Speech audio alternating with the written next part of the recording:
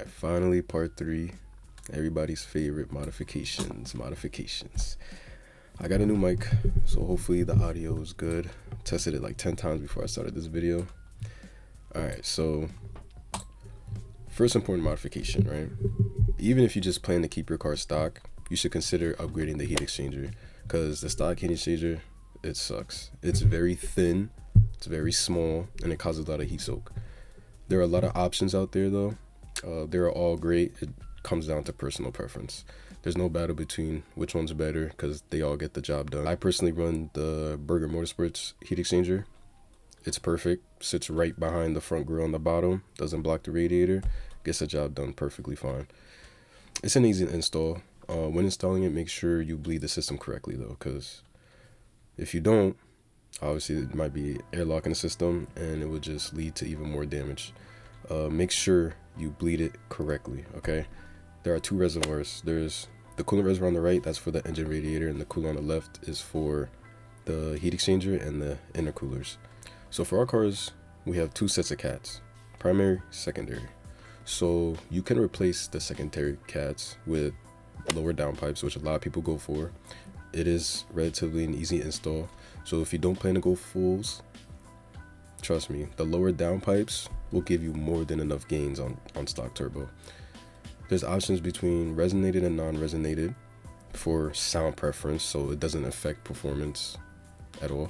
When you install lower downpipes, it will not trigger a check engine light, so you will still pass emissions. Don't have to worry about that. Full downpipes are an option, both catted and catless. For both setups, you can opt for a 2.5 or 3 inch, but if you plan to go upgrade turbo, just do 3 inch all the way. Upgrading the exhaust is also important because the stock exhaust is terrible. It has a lot of restriction. It's like 1 3/4 of an inch. So doing a muffler and resonator delete doesn't do anything. It's just for sound, so doesn't change the performance at all. There are many aftermarket catback exhaust systems out there. So like I said before, all comes down to personal preference for the sound. There's options of 2.5, 3 inch, and like I mentioned again, 3 inch all the way if you plan on upgrading the turbos. Now, everyone's favorite, intakes. I'm not going to tell you exactly what intakes to get because there are many aftermarket options out there, and all intakes relatively do the same thing. So again, comes down to personal preference, right? If you don't want to spend hundreds of dollars on an intake system, I get it. When I first got the car, I didn't want to either. So what you can do is still utilize the stock boxes. It's great. All you have to do is purchase silicone inlets from either Burger Motorsports or Concept Z. Get a set of dry drop-in filters. This setup will make a big difference, especially because the stock inlets are terrible. So another option you could also do if you want to hear more of the induction sounds, again, the inlets, and then you could pop off the stock boxes and get an open intake filter and just put on the stock MAF housing. That's a good setup as well. If you plan to run the Boosted 6 and the new 80mm intakes from AMS, removing the inserts will convert to 3 inch, so you would need a tune or the car will not run properly. But keeping the insert sleeves will not require a tune. Alright, so with all the mods I listed as a gain of about 450 wheel horsepower and 480 to 500 torque, give or take, on pump gas.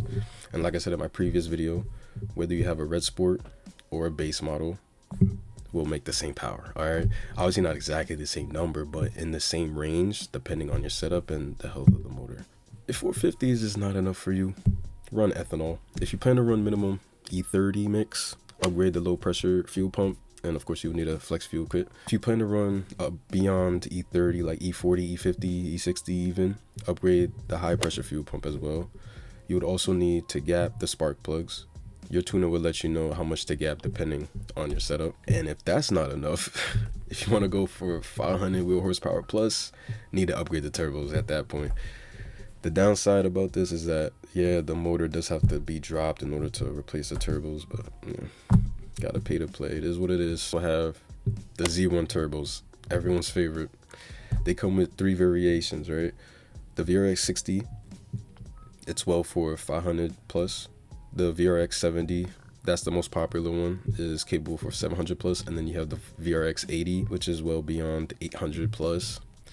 I don't think I really heard too much of people using the VRX80, but with a built engine, of course, and a lot of supporting mods for that. The Z1 turbos, they have a high efficiency billet compressor wheel, advanced turbo design, and a bigger housing, so they produce amazing power and reliability. Regarding the turbos, very, very important to have a reputable performance shop install them for you, okay? The turbos reuse the existing wastegate actuators and the speed sensors for the Red Sport models, right? It has to be configured properly. Failure to install it properly just result in issues when operating and tuning the car, all right? The wastegate actuators have to be adjusted properly, so have a reputable performance shop install them, not just any shop, all right? If you don't want your turbos to go boom, all right? You will need to upgrade both the low and high pressure fuel pumps, flex fuel, upgrade the injectors. That's also important, very, very important. And you can upgrade the intercoolers depending on your power gains. There are a few reputable tuners in this platform, not in a specific order. We have Mark from Sonic Tune, that's my tuner. We have Hussein and Alex from Racebox. We got Jake from AMS. RS Enthalpy, I heard great things about him. And then also Soho Motorsports. So there's no battle between who's better than who.